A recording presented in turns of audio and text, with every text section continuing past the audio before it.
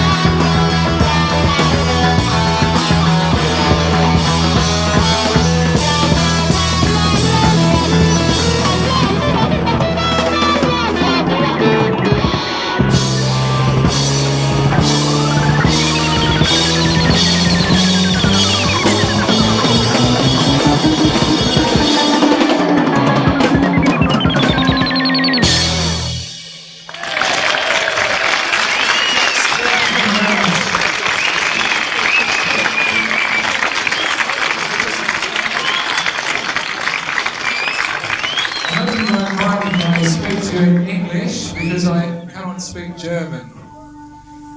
That was a song called The Salmon Song from the record Fish Rising.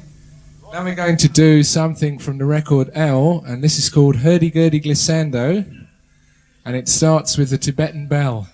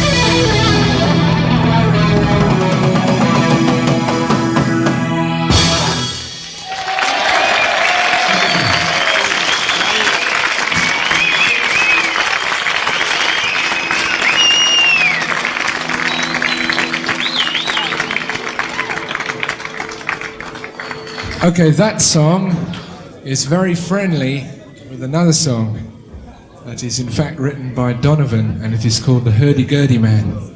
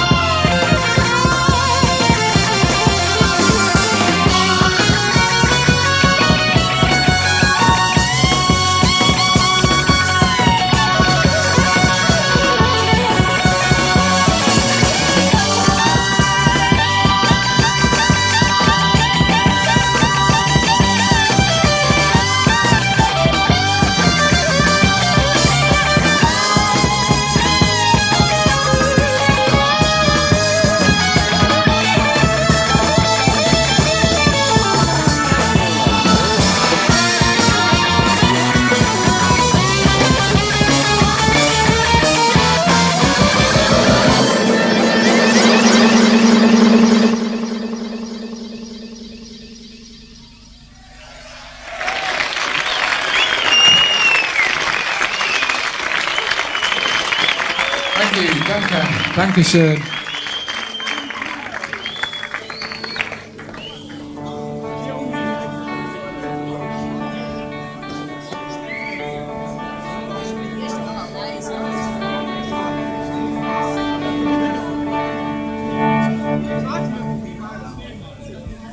I would like to introduce my friends to you all. On the keyboards, this is Phil Hodge. On the bass, Colin Bass. On the drums, Clive Bunker. On the guitar, Christian Boulay. And on the synthesizer, Basil Brooks and Miked Chiridi. This is yin yang synthesizer, male and female. Now we're going to do a song about the magic of the sun, and this is from the record Fish Rising. This is called Solar Music Suite.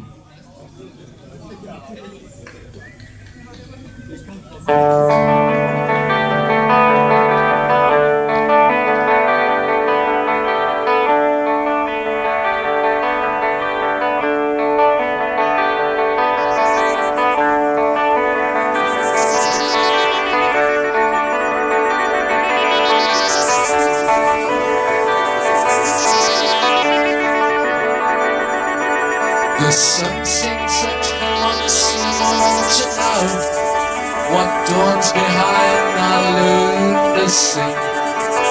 For since all myriad words were commandeered, we've explored the infinite circuitry to find the kind of scheme that gave us form.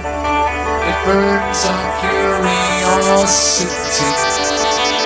And the answers that we sit down hope to find are living here inside, don't we? And so we sit for dawn the pathway between the pillars of black and white to put aside the fears and doubts that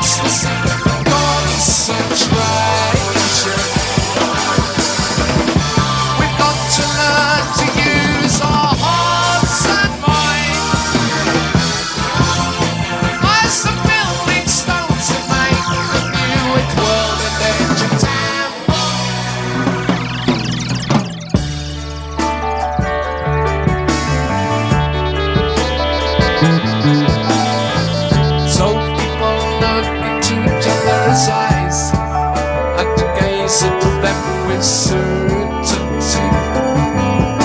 We gathered here today from all around to celebrate eternity.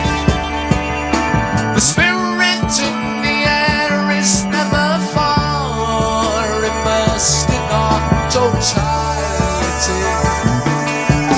And the answers that we set out to find are living here inside.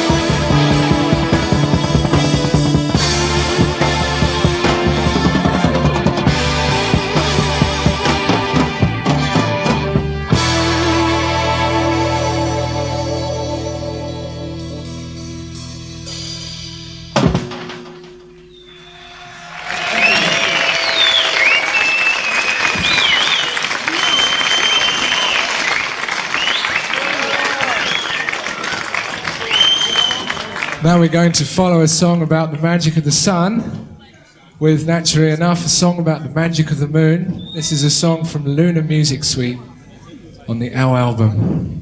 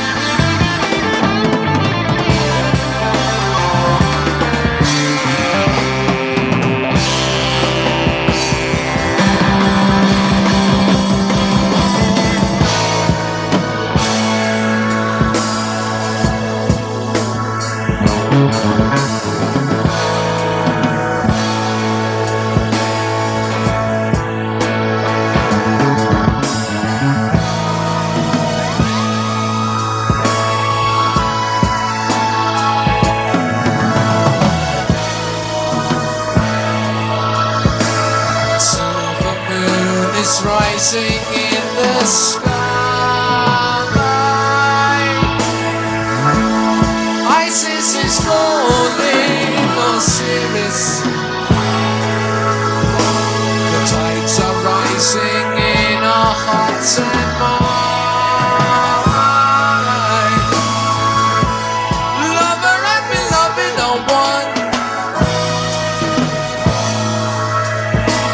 So we find the source of inspiration, born of the starlight. The golden pyramid opens up so all of us can see the way to be, the way to faith and energy. All we need to know the ebb and flow our lives and how they go. It's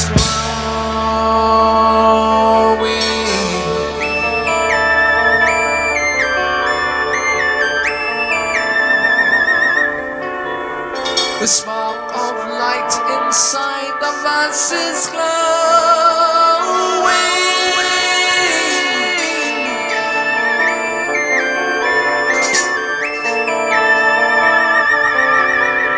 The moon is full tonight.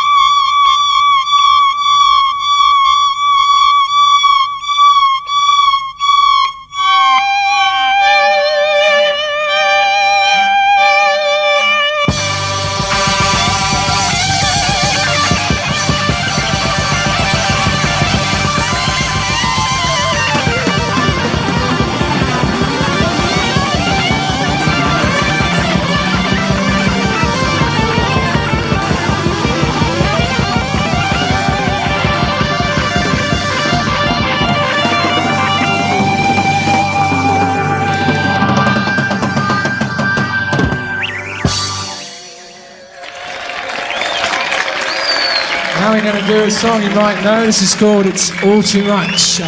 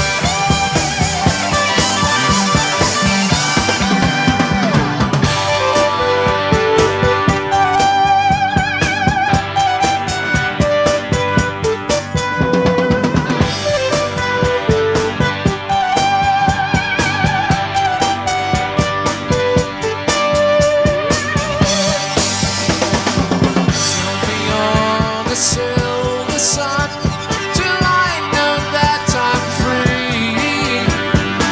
Show me that time everywhere, but get me home for tea. It's all too much for me to take, the love that's shining all around you and everywhere. It's what you make for us to take. It's all too much.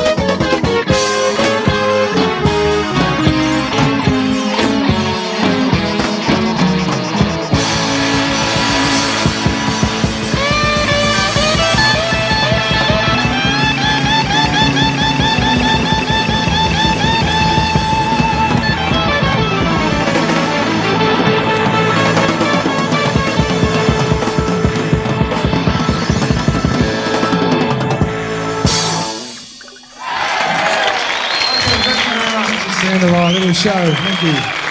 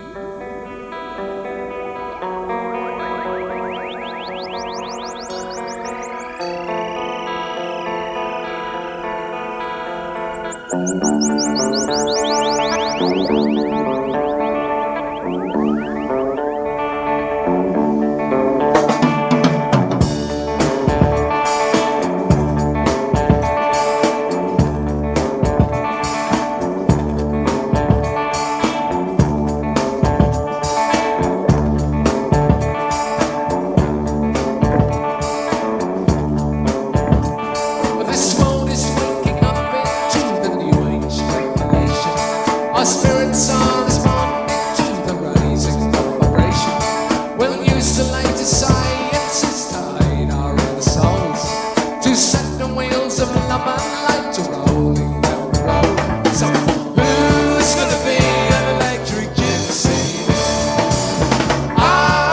see the electric gypsy. The gypsy life returns again and the formants were renewed. To man's electric sound and the colours of the rainbow will open up the old straight tracks and fertilise the earth. Breathe the sun and the healing sound and rain the something so who's gonna be an electric gypsy? I wanna see the electric gypsy.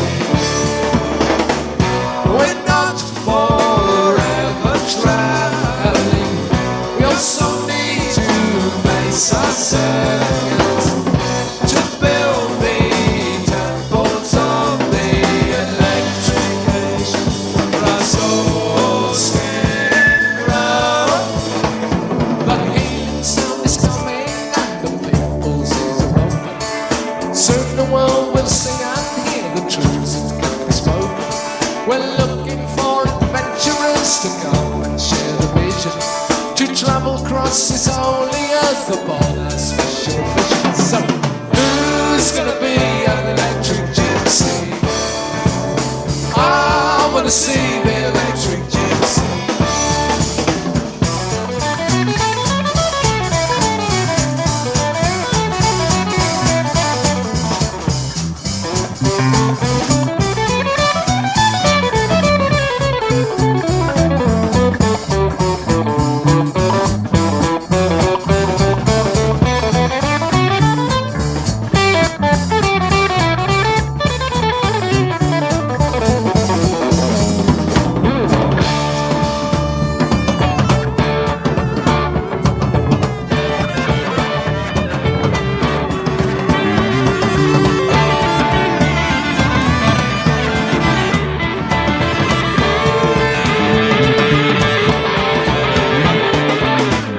And on those special occasions, when we hit that cosmic chord, the spirit of the holy altar comes passing through to you. We're talking of the labours and the work that has been done to purify, to sanctify, to stand inside the sun, to enter in the pyramid, to conquer all the things, to light the blazing lamp of love and shine it bright. So, who's gonna be an electric gypsy? I wanna see the electric gypsy.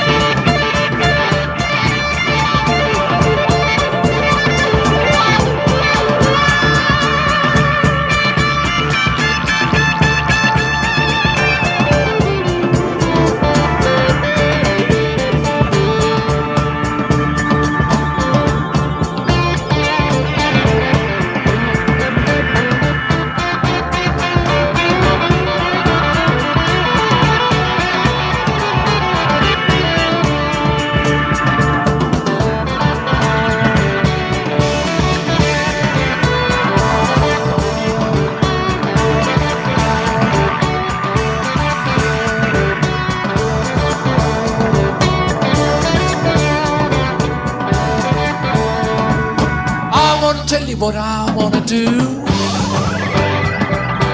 I wanna give some love to you.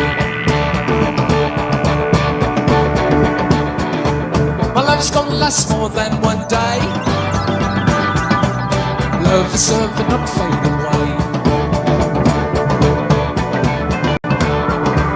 My love is bigger than a Cadillac. When I try to show it, people push me back. The love for me has got to be real, for them to know the way I feel. I wanna tell you what I wanna do. I wanna give some love to you. Love is love and last right one day. Love is love and not fade away. Love is love and not fade away. Love is love and not fade away. Love is love and not fade away.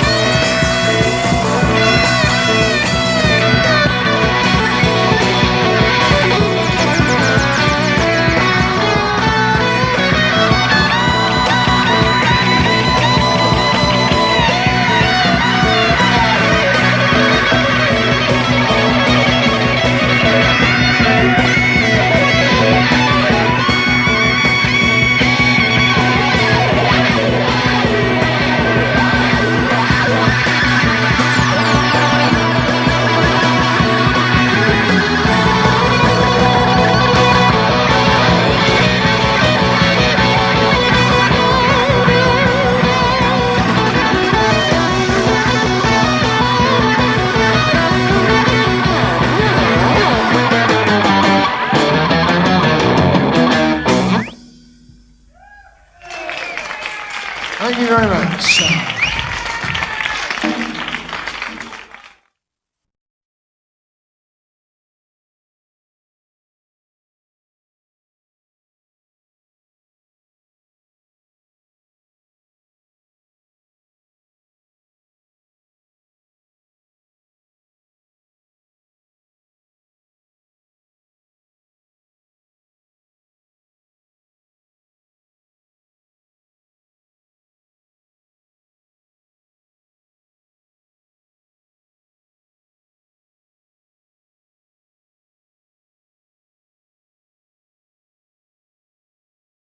Steve McKess. Hello, John. Hi, John. Hi. 30 years almost since the Rockpalast gig. Shh.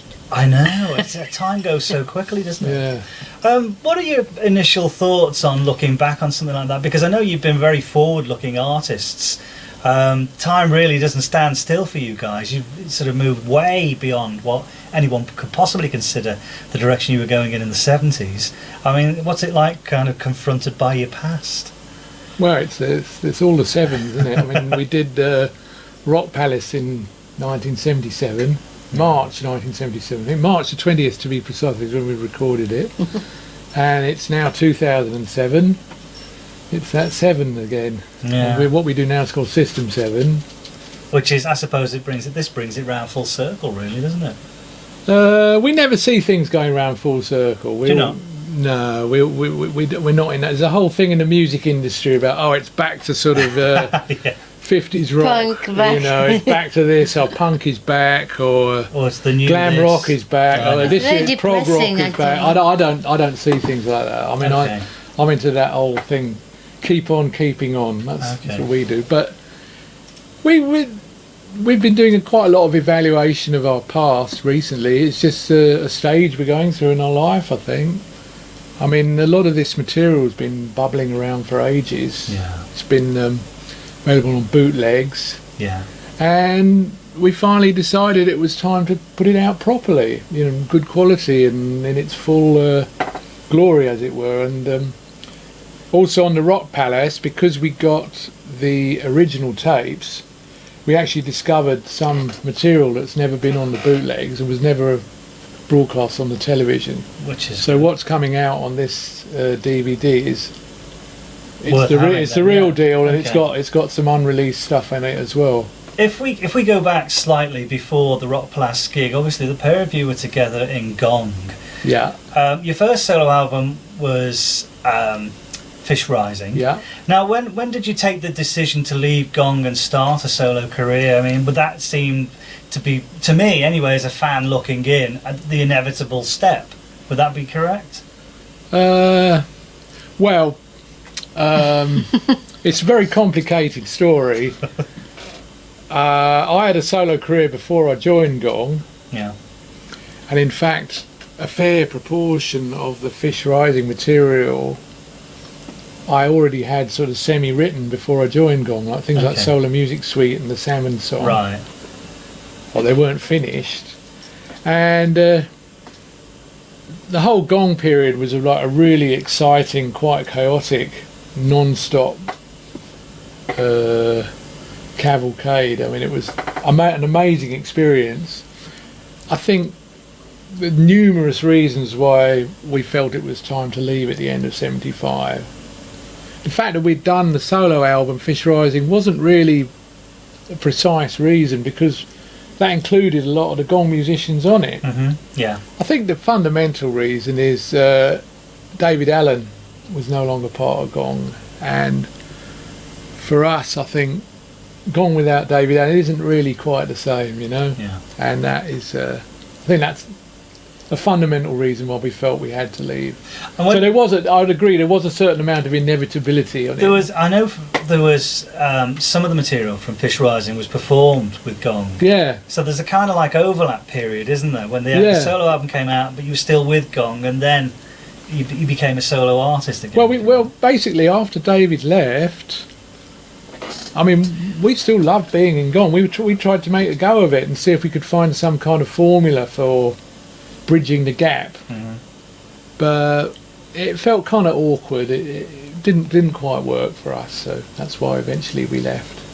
Now, the The album was received, the Fish Rising album was received very well, but a lot of people were completely knocked out by the arrival of the L album, and I was fascinated by the fact that you decided to work with Todd Rundgren. How did that come about? Well, I was quite into Todd Rundgren actually before I joined Gong. I'd got Something Anything album, and I'd sort of picked up, and even on the Naz, his first group, and basically after we'd finally decided to leave Gong, and we thought we wanted to do something kind of different. I thought it'd be really interesting to work with another producer, and Todd's name came up. Someone said, oh, he'd heard of Gong, and he'd heard of what I was, Fish Rising, and he was interested to know more about it. And I said, well, give him a ring, and they did, and he said yes, and it happened. Were you worried that perhaps his production style might have clashed with your creative style, because he's a very strong producer, Todd Rundgren, isn't he? Oh yeah, he's the type of producer that he's got a sound. Well, certainly then. I mean, what he's doing now is quite different. But at that time, he had a sound, and if you were produced by him, you got that sound to a certain extent. I went to it with open eye. I knew that would come about. I wasn't necessarily thinking of doing a sort of long-term relationship with Todd. I just thought it would be a very rewarding experience to do an album like that. And obviously, I wanted my stuff to sound like me as well. So there was a certain amount of creative tension. There is a definite Steve Hillage style. You can tell that it's a Steve Hillage album because there are elements from Fish Rising in there, but it's an amazing mix of Todd Rundgren and Steve Hillage actually. That's exactly what it is. A lot of Todd musicians were playing in this Kazim album. Sultan. It was Utopia. That's his right. band. I mean, you two guys were on the album, but obviously you didn't form the band to go out and tour out until after the album, or was that? No. I mean, we couldn't take Utopia out on tour. No. And then we had Don Cherry. I mean, they had their own project, Yeah. It was kind of what we wanted. And there was a certain amount of creative tension, but I mean that's not necessarily a bad thing, That's what creativity is all about to a certain extent, as long as you can keep it under control. When you formed the band, which became in a lot of people's eyes the L band, which is the band that performs with you at the Rockpalast concert, how did you go about choosing the musicians? Did you have a very definite idea? Because you've got Clive Bunker in there, who was well known for being Jethro. Well, I was astonished when he actually a friend of a friend of a friend said, oh, he's really into your stuff, he'd love to play with it. And I thought, Clive Bunker, great drummer. Because I used to, when I was at school, I used to go and see Jethro Tull at the Marquee Club. I was just knocked out, It took a long time. It was hard work forming the band. We knew what we wanted. We were quite meticulous. And I think we got, basically what we wanted, a band that could play the L stuff correctly on stage, but not just sound like a clone of Utopia, and also could play the Fish Rising stuff. We weren't so much looking for the future. We wanted to do a really good live job on the material we had at the time. You had the bass player in the band, was a guy called Colin Bass, who'd been in a band called Colin Bass, who'd been in a band called Clancy. They were quite a funky little band, and there's always been that kind of funk element with your music as well. Is that something that has just happened naturally, or are you a fan of that kind of feel? No, I was a fan of Parliament at the time. Well, that was a sort of growing thing. That was something because my number one guy, I still say now, even if I'm doing an interview with a techno DJ magazine, I say Jimi Hendrix, number one, without a doubt. I mean, he's everything. He's psychedelic, he's funky, he's rock. Yeah, he had all the styles covered, didn't he? And Les Paul. Oh yeah, Les Paul. Yeah, Les Paul is another of my heroes. Father of multi-track recording, father of tape echo. Where would I be without tape echo? I mean, the thing about your style of guitar is it was, again, that people go on about people like Jimmy Page and Jimi Hendrix and Clapton, but you have a very distinctive style on the guitar. It was a very identifiable sound. How did you sort of arrive at that? I mean, what were your influences? Obviously, Hendrix must have been in there somewhere. Well, I'll tell you, there's a couple of things. Is because when I started playing electric guitar, I started playing guitar from the age of 9, and I moved to electric guitar together with Dave Stewart, who was my classmate at school, who later he played on Fish Rising, and he played on my first Carn album. He later was in Hatfield and North, and eventually had a #1 hit with Barbara Gaskin. And we started teaching ourselves to play electric guitar. He then moved on to keyboards, but we were looking for something a bit different. You know, one particular thing I was doing when I was about 14, 15, is I had a copy of My Favourite Things by John Coltrane. I thought I'd be really interested to learn how he plays his phrases on the guitar, because it's not like regular blues guitar. And so I learned a lot of that, and so it gave me a thing about playing in the major scale rather than the more minory blues scale, or transposing minor scales to make them major, and that's the basis of my style, really.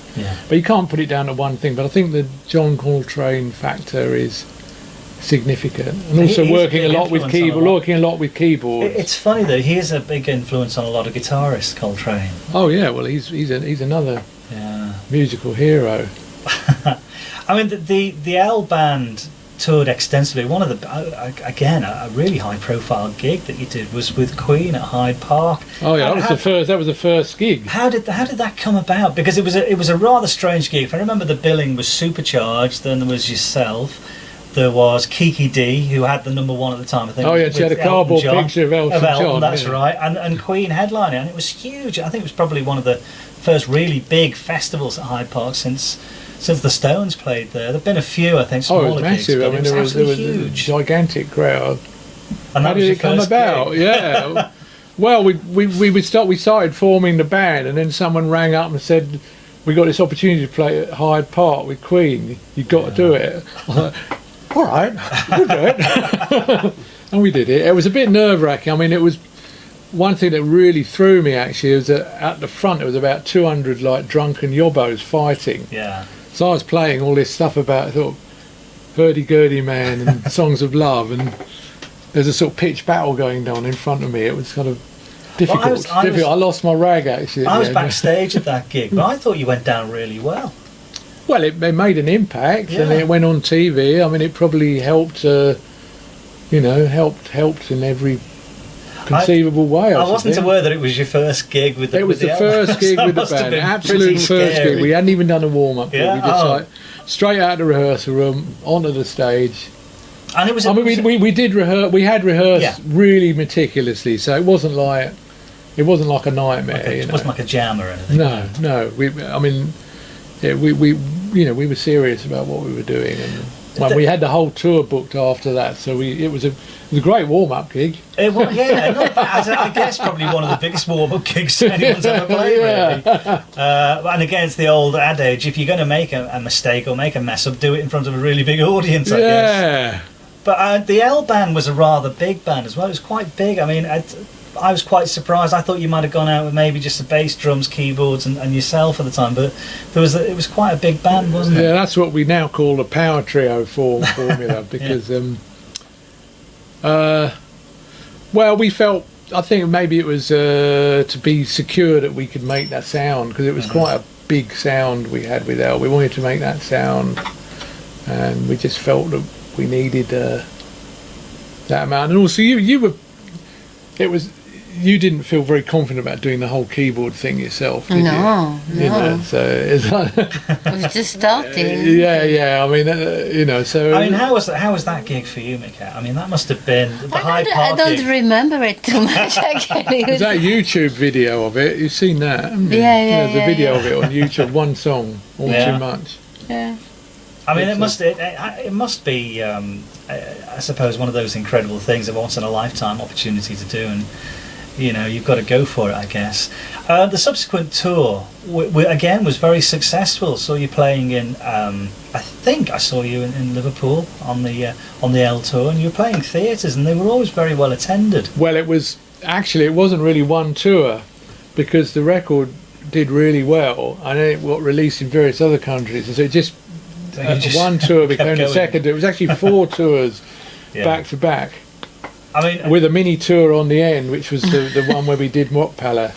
That seemed to be the thing in the 70s, though, didn't it? Make an album and then get out and tour for about 12 months, and then do another album. And then, it was non-stop cycle. Tour, album, tour. I mean, some of the tours were very, very long as well in those days. Yeah. Oh, I mean, the whole period. Yeah. Pardon me? 2 months every day or something like that. It's crazy.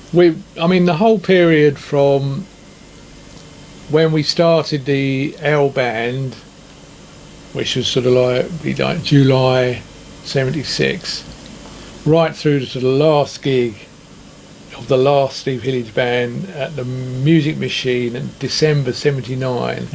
It was an absolute non-stop roller coaster ride. Yeah. It was exhilarating, but it took about a decade to recover from it. Well, it's just that nowadays you get bands. I mean, and an example, bless them, is Guns N' Roses, who we're still waiting for an album 15 years down the road. Yeah. And although they've gone on and played concerts, I mean, the actual tour album mentality that was prevalent in the 70s really was hard work, wasn't it? Well, we were buzzing. I mean, it was great. I mean, it was exhilarating. It was fantastic. It was a real privilege to have had that experience. But this is what it's hard to for people to understand. But by the time December 1979 and the new decade came around, we just didn't want to do it anymore. We'd done it. Yeah. We'd done it we'd done a lifetime's the next worth thing, of I it. guess. Yeah. We wanted to do other things. We wanted to do new things. It was the new era. I just got my first Apple computer. It was like we wanted to do new things. Yeah. Anyway, that's another story. Well, the Rockpalast gig itself, I mean, that was probably just over 6 months after the band's debut. I mean, at that point, the band, and if you look at the DVD, they're really on the money, aren't they? I mean, they were very tight at that point. It's very good, actually. Yeah. I mean, to tell the truth, last year in November, we actually played a short Steve Hillage band set for the first time in the Gone Gun nearly Con, yeah. in 28 years at the Gone Uncon. Mm-hmm. And we looked at clips of Rockpalast in order to remember how to play the track. I mean, it was our instruction manual. How did that feel, doing that gig then in November of last year? It was absolutely fantastic. We loved it. Are you likely to repeat that at all, or is that just a one-off and maybe still? Who knows? Forward? I mean, I'm famous now for my opening remarks and that. My first, when we first started, I said, "Never say never." Oh wow! So who knows? Good piece of advice. I mean, I've been caught out by that myself many times. If the right opportunity comes up, maybe. Yeah. We're not stopping what we're doing now. No. We're only interested in pursuing that as a sort of unified thing with what we do in our other activities. Are you very much like, I mean, a lot of artists I've met sort of record something, they create something, they go and tour it for a certain time, or they put it out, put it out into the world, and that's it, they're on to the next thing. They only stop and examine things when people like me come along and ask them questions about things. I mean, I take it then once you've done something, that's it, you go out into the next thing then, yeah? Yeah, I think that's normal, although we have been doing a bit of sort of research into that whole period recently, because EMI have remastered and reissuing all the 70s albums, the 70s albums. It's something they've been wishing to do for years, and I didn't want it. I wasn't ready. Yeah. And now it's part of this sort of 2007 vibe that I explained at the beginning. Yeah. We last year we decided, okay, let's do it, and so we've been doing quite a lot of work on that as well. So there's going to be a whole barrage of Steve Hillage stuff coming out in this year. Which is great, because you've still got a very big fan base from that particular period, haven't you? Have we? Well, we don't know. We will see. Honestly, we will see. If you check out the internet, you've got a very high presence on the internet, which is always a good sign. Yeah, we've got a high presence on the internet, but I mean, part of that is to do with the fact that our dance project, System 7, is pretty successful. That's got a high presence, so people have obviously linked onto that. Yeah. I think if we weren't doing System 7 and we weren't currently active, it might sort of fizzled out a bit. Okay. But anyway, we don't know. Well, let's see. Well, I'm sure It's a voyage of discovery, you know. The Rockpalast gig. There's some great material on there from the first two albums. There's the Solar Music Suite and the Lunar Music Suite, which are played. Yeah. That's about which is actually I was made up when I saw that, because I don't actually remember seeing you do that. I'm not sure whether you did that in Liverpool or not when I saw. No, we didn't. That was because we'd.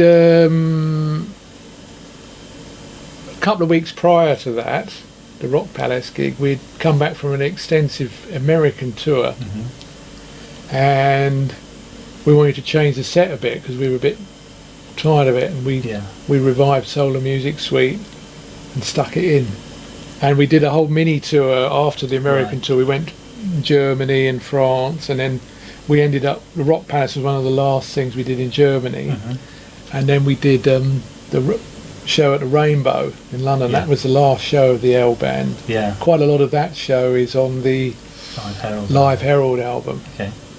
I mean, the L Band came to an end, and as is your want, you moved on to something else. The next album, I thought, was a very interesting album, Motivation Radio.